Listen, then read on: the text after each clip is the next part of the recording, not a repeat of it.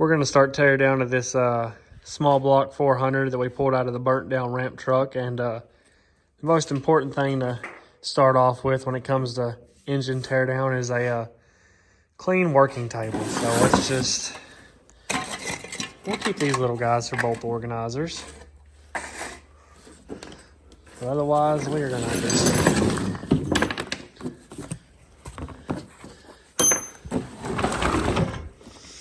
there we go, nice clean, really clean.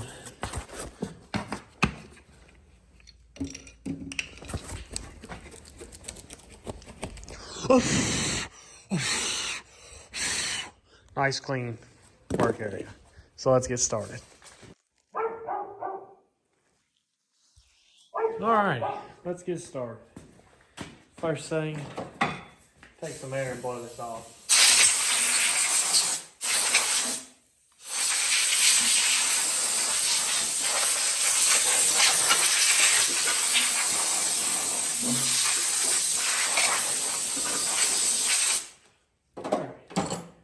Now that that's done, we'll go ahead and remove this distributor. It's mostly removed already. Didn't want to bust my brand new cap and distributor pulling the cab off the truck when we pulled it, so I took the distributor out.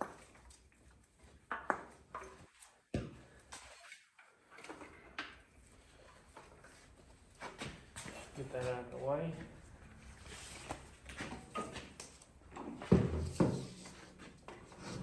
Alrighty. Now I reckon we'll start with taking these accessories off.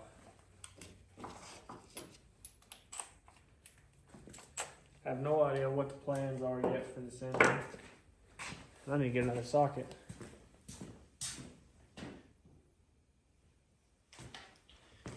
I had a little circle track car that was built off of a Mustang 2 chassis that I was going to buy back. I used to own it, and I stopped to talk to the guy about it, and he's not interested in selling it, so yay me.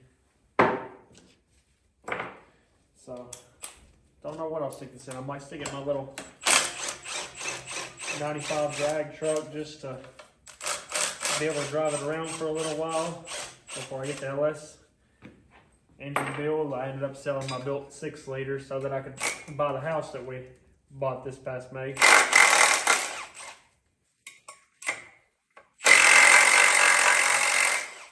Might put it in there. Might put it in my wife's Camaro. Might buy something to put in there. That was awful generous of me. I don't normally use this, but I found it in the back of a Tahoe that I bought. So, and I don't see a hammer, but I see this. So thank you, Terrell, for the hammer.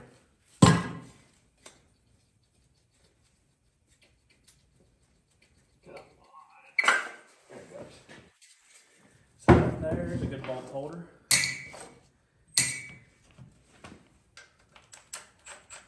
And that's a 16.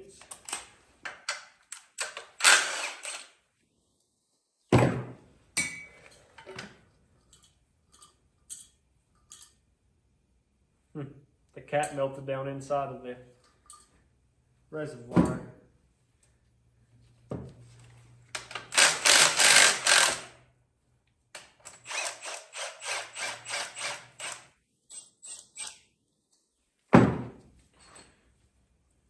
Nice ground wire. We'll reuse that. Definitely not. Huh, I've never seen a spacer that bolts onto the back of the alternator. That's pretty neat, actually. Gonna end up forgetting to keep that when I turn that alternator in for a core. And that'll make me upset.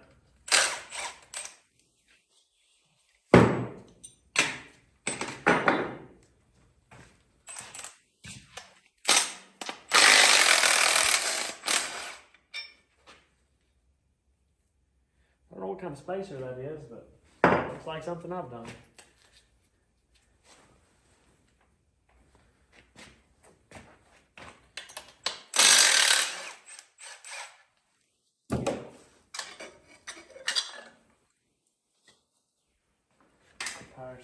pump. That's garbage, but I'll keep the brackets. Look at that, one of the factory hose clamps.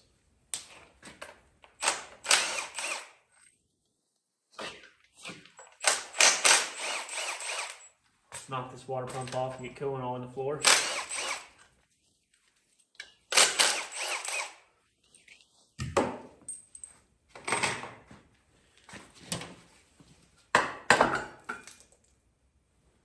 Might be the first time I've ever done that and that not happen. Oh, that's scrap metal, but we'll set it up here because it looks cool.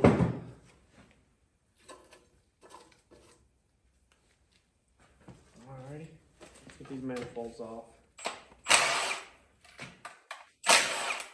I can kiss whoever worked on this before. They got anti-seize on these.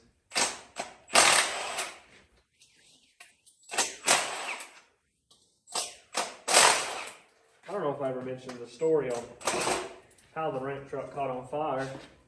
We bought it off of a guy. I say we, my buddy bought it off of a guy that purchased the property with the ramp truck on it and was wanting to get rid of a bunch of cars that were on the property. Luckily, I say luckily, sadly, the only cool one was the ramp truck. And so we bought it and started asking around town about it. And come to find out, the guy that owned it, the property previously, owned this ramp truck. He got on some methication real bad. And thought somebody was going to steal his ramp truck. So he decided to burn it down himself so nobody else could have it. Makes sense to me. So.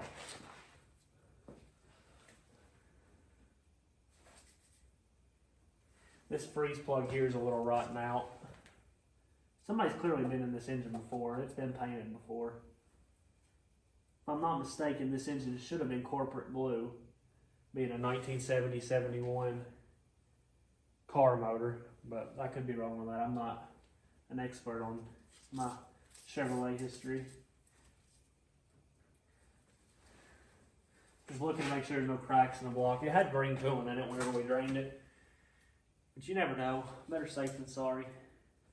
And I don't think I'm gonna take the heads off. I might leave those on there. I think I'm gonna build this swap meet style. Just go to a bunch of swap meets and see what I can't find. Put it together.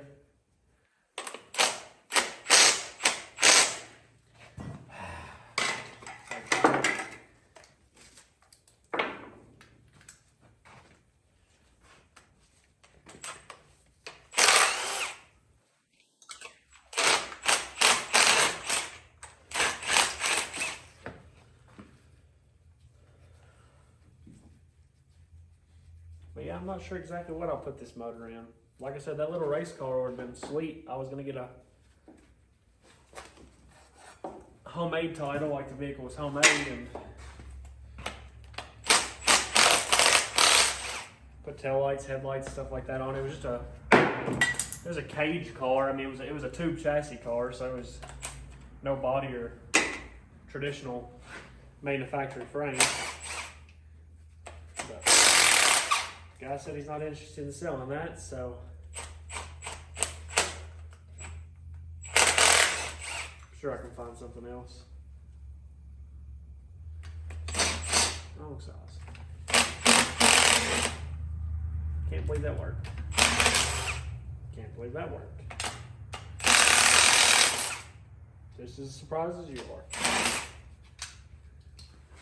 Just gotta get this 1/2 inch out. I don't even know what that bracket once was. Scrap metal is what it is now.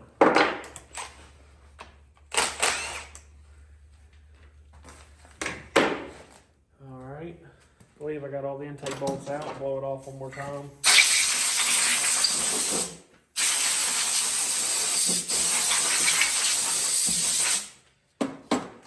Alright, an actual pry bar.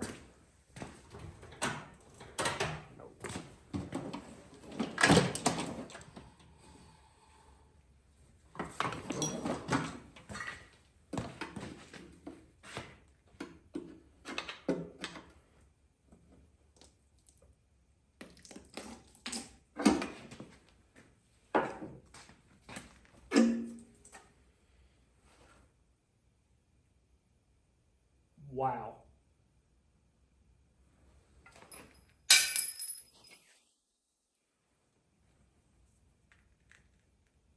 That's some sort of paint on the bottom of this. That's not condensation. I thought it was milkshake, but it's not. It's an old wine intake, 8004. Huh. I didn't think, definitely reusable. I think I'm gonna put a big single plane on this though. But wow, I'll bring you guys in after I get these valve covers off and we'll take a look at it. I'm pretty impressed. Wrong side. Still the wrong size. That's why I brought a 7/16 over here. Obviously I did not. Let's grab a 7/16 real quick.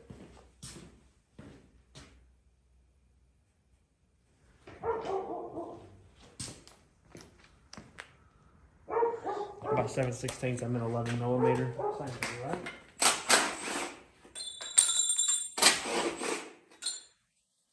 These valve covers are definitely going on the wall. They've got an awesome story behind them. I say awesome, but cool to me. As you can see, we've already seen underneath the valve covers in one of my videos before. It's pretty clean. Sadly, we left the hood off the ramp truck for a while, and I had the intake covered up so water couldn't get into there, but I didn't cover these holes up. But luckily, it looks good. So.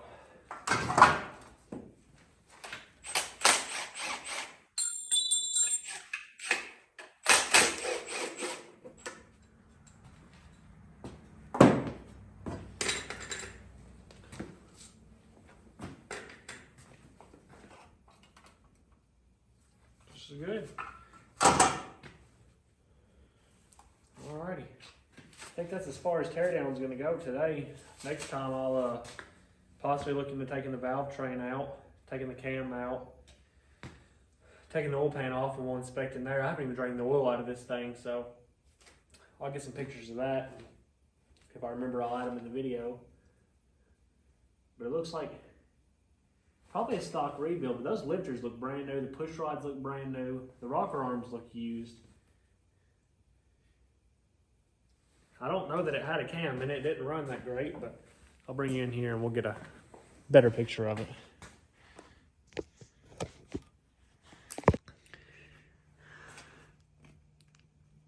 A little bit of sludge up here. But look inside that valley. A little bit of condensation in there, but can you see those lifters, how shiny and clean they are? Push rods are nice and clean. This side, very similar condition, but all right, well, next time we'll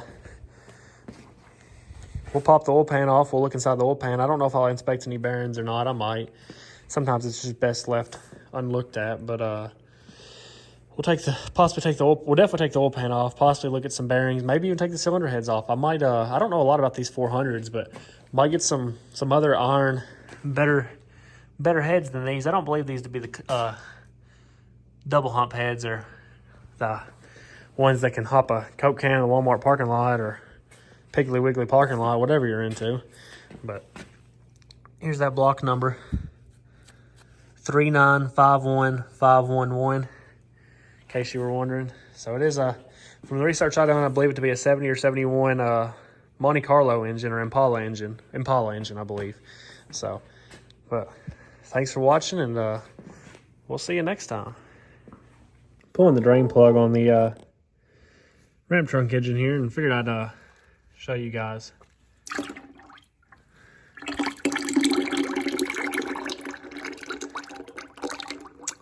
Maybe we should have covered that with a tarp. well, I'll push that underneath here, leave that draining for the next couple days. So when I come back to it, it'll be dry.